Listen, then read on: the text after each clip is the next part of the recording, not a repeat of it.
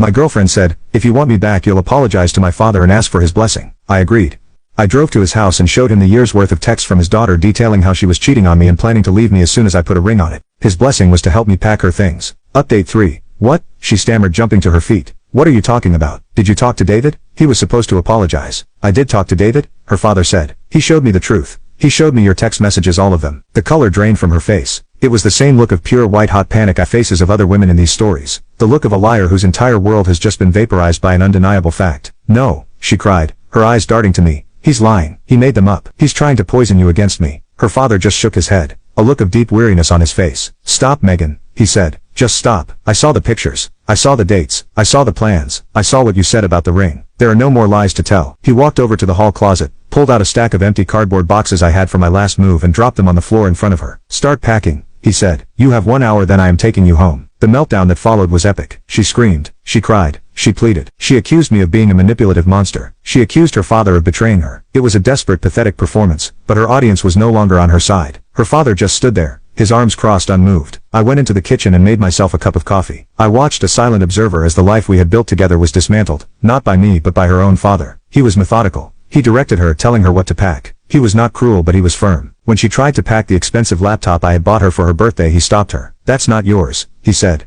You will take only the things you brought into this home and nothing else. An hour later the living room was filled with boxes. Her father made her carry them out to his truck one by one. As she was carrying the last box she stopped in front of me. Her face was a mess of tears and rage. I hate you, she hissed. I know, I said calmly. Her father came back in for one last look around. He walked over to me and put a hand on my shoulder. I am truly sorry, David, he said, for everything. I know, sir, I replied. Thank you. He then walked over to the small desk where we kept our mail. He took out his checkbook, wrote a check and slid it onto the counter. It was a check made out to me. The amount was substantial. What's this for? I asked. That's for the ring you were going to buy, he said. And for the last year of your life that my daughter stole from you. It's not enough, but it's a start. It's called taking responsibility, a lesson she is about to learn the hard way. He then escorted his crying, defeated daughter out of my apartment for the last time. I stood at the window and watched as his truck pulled away, carrying her and the wreckage of her life with it. Final update. It has been 6 months since the night I have come to think of as the packing. The silence in my apartment in the days that followed was the most profound peace I have ever known. The chaos was over. The consequences, however, were just beginning to unfold. The first thing I did was cash the check from Mr. Henderson. I didn't want to at first. It felt strange, but then I realized he was right. It wasn't a payment. It was an act of honor. It was a father trying to right a wrong committed by his child. I used the money to pay off the last of my student loans and to book a long overdue trip to visit my own family. The story of what happened to Megan came to me through her father. He and I have stayed in touch. We meet for lunch once a month. He has become a friend, a mentor. He is a man of integrity and he is grappling with the profound disappointment of realizing his daughter is not. He told me that the car ride home with Megan was a silent, miserable affair. When they got to her parents' house, he and her mother sat her down and laid out the new terms of her life. She was not welcome to stay there long term. She was an adult who had made a series of destructive choices and she would now have to live with them. They gave her 1 month to find her own apartment and a new job.